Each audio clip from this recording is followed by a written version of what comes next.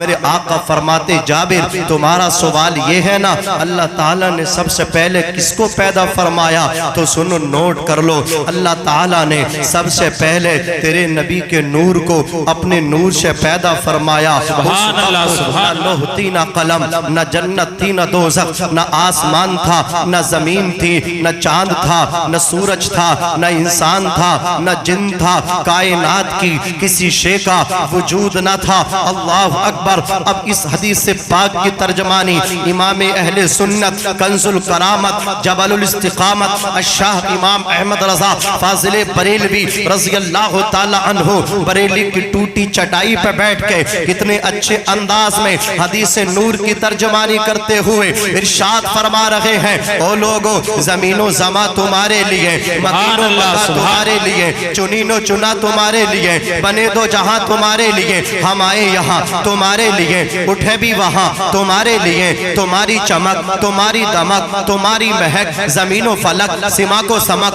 مسک کا نشان تمہارے لیے، جنا میں چمن چمن میں سمن سمن میں پھبن پھبن میں دلہن سزائے مہن ایسے ملن، یہ امن و اما تمہارے لیے، خلیل و نجی مسیح و صفی سبھی سے کہیں نہ بنی، یہ بے خبری کہ خلق پھری کہاں سے کہاں تمہارے لیے، یا رسول اللہ اشارے سے چاند چیر دیا، چھپے ہوئے خور کو پھیر لیا، گئے ہوئے دن کو عصر کیا، یہ تاب و تباہ تمہارے لیے، سباب و چلے کہ باغ پھلے وہ پھول کھلے کہ دن ہو بھلے، لبا کے تھلے سنا میں کھلے رضا کی زباں تمہارے لیے۔ سبحان اللہ، نعرہ تکبیر، نعرہ رسالت، مسلک اعلی حضرت۔ اللہ سلامت رکھے، ذرا محبت سے بولیں سبحان اللہ۔ سبحان اللہ۔ عزیزان ملت اسلامیہ، اللہ تعالیٰ قرآن میں فرماتا تحقیق کہ تمہارے پاس اللہ کی جانب سے ایک نور آیا، روشن کتاب آئی اور روشن کتاب آئی۔ اب یہ حدیث میں قرآن پاک نے جو اشارہ کیا کہ تمہاری جانب نور آیا اور ایک روشن کتاب آئی، عزیزان ملت اسلامیہ نور سے مراد نور مصطفیٰ۔ اور جب کوئی آنے والا آتا تو خالی نہیں آتا، کچھ نہ کچھ لاتا ہے، تحفہ لاتا ہے، ہم بھی لاتے ہیں، کوئی اپنی حیثیت کے مطابق لوگ لاتے ہیں۔ سامنے بیٹا بھی ہو بیٹی ہو، یہ جملہ معترضہ کے طور پر عرض کر رہا ہوں، تو آپ کس کو دیں گے؟ بیٹا بھی ہو بیٹی بھی، آپ بیٹے کو نہ دے کر کے سبقت بیٹی کو دیں۔ نبی کہتے ہیں بیٹیوں کو تحفہ پہلے دیا کرو، بیٹیوں کو ترجیح دیا کرو، بیٹیوں کو مقدم رکھا کرو۔ عزیزان ملت اسلامیہ، اب نبی آ رہے ہیں، کہاں سے آ رہے ہیں؟ رب کے پاس سے آ رہے ہیں، اللہ کے قرب خاص سے آ رہے ہیں۔ تو جو جتنے قریب جو جتنے اچھے مقام سے آتا ہے تحفہ بھی اتنا ہی اعلیٰ لاتا ہے۔ نبی آ رہے ہیں تو تحفہ بھی قرآن لے کر کے آ رہے ہیں، کتاب لے کر کے آ رہے ہیں۔ اب آئی کہ مصطفیٰ جان رحمت کو اللہ تبارک و تعالی نے کس انداز سے اس دنیا کے اندر مبعوث فرمایا۔ مصطفیٰ جان رحمت کے دادا کا نام عبد المطلب ہے اور آپ کے والد گرامی کا نام عبداللہ ہے، آپ کی والدہ کا نام آمنہ ہے۔ حضرت عبد المطلب کو اللہ نے 10 بیٹے عطا فرمائے۔ زور سے بولے کتنے بیٹے؟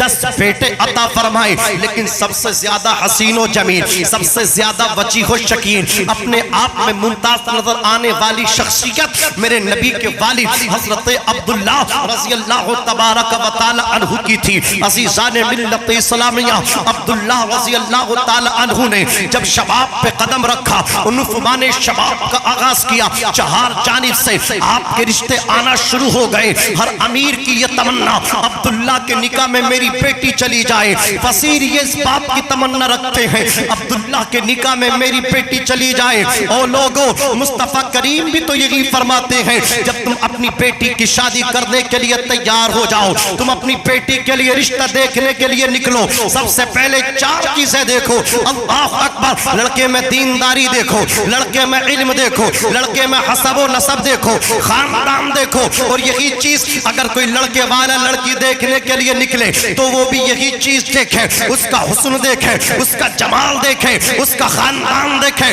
اس کی دولت دیکھے، اس کا علم دیکھے۔ اگر کسی لڑکی کے پاس حسن و جمال نہیں، اللہ اکبر، کسی کے پاس دولت نہیں، کسی لڑکی کے پاس عزیزان ملت اسلامیہ خاندانی حسب و نسب اعلیٰ نہیں، لیکن اس کے پاس قرآن کی دولت ہے، اس کے پاس فاطمہ زہرا کا زیور ہے۔ مصطفیٰ فرماتے ہیں علم کو دیکھ کے رشتہ مت چھوڑنا، اللہ تو اس لڑکی کے دولت کو دیکھ کر کے، کم دولت کو دیکھ کر کے رشتہ نہ چھوڑنا، خاندانی حسب و نسب اعلیٰ نہ ہو تو رشتہ نہ چھوڑنا، بلکہ اس کا علم دیکھ لینا، زیور فاطمہ دیکھ لینا کہ فاطمہ زہرا کی سچی کنیز ہے، غریب ہے تو ہاتھ پکڑ کے لے آنا، اسی کو اپنے گھر کی دلہن بنانا۔ سبحان اللہ، نعرہ تکبیر، نعرہ رسالت، مسلک اعلیٰ حضرت۔ اگر وہ لڑکی غریب ہے چلے گا، لڑکی اگر خوبصورت زیادہ نہیں تو چلے گی، لیکن علم ہے، علم ہونا چاہیے، علم ہونا چاہیے، علم کو ترجیح دینی چاہیے۔ عزیزان ملت اسلامیہ، یہی تو مصطفیٰ جان رحمت صلی اللہ علیہ وسلم کی تعلیمات ہے، لیکن آج حالات بالکل اس کے برعکس نظر آ رہے ہیں۔ لڑکا آپ دیکھنے نکلے ہیں، شرابی ہو، جواری ہو، تو اگر مال اس کے پاس ہے تو لوگ کیا کہتے ہیں، مولانا یہ چل جائے گا۔ میں نے کہا یہ کوئی چل جائے گا؟ بولے اللہ تعالیٰ اسے ہدایت دے دے گا۔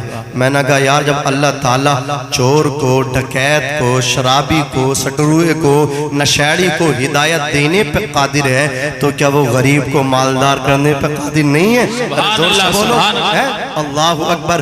غریب اگر آپ لڑکا تلاش کریں، داماد تلاش کریں، ہو سکتا ہے اللہ تیری بیٹی کے نصیب سے اسے مالدار کر دے۔ ارے بولو یار، اللہ جس کو چاہتا ہے، جب چاہتا ہے، جو چاہتا ہے عطا فرماتا ہے۔ سوکھی ٹہنی کو ساز دیتا ہے، پتھروں کو زبان دیتا ہے، اس کی قدرت کے سب کرشمے ہیں، جس کو چاہے نواز دیتا ہے۔ عزیزان ملت اسلامیہ، حضرت عبداللہ رضی اللہ تبارک و تعالی عنہ ایک دن اپنے والد سے پرمیشن لے کر کے شکار کے لیے جنگل پہنچے، شکار کے متمنی، شکار کے متلاشی۔ ادھر اللہ اکبر ملک کے شام میں یہودیوں کی میٹنگ چل رہی ہے۔ ارے پتہ نہیں، سنا نہیں، آخری نبی کی ولادت کا وقت قریب تر قریب ہے، آخری نبی کے والد کی شادی ہونے والی ہے، اور وہ دنیا میں آ جائے گا تو نبوت بنی اسرائیل سے منتقل ہو کر کے بنی اسماعیل میں چلی آئے گی۔ اللہ اکبر، لوگ آئے، کیا کرنا ہے؟ بولے قتل کر دو، مرڈر کر دو۔ قتل کر دو گے،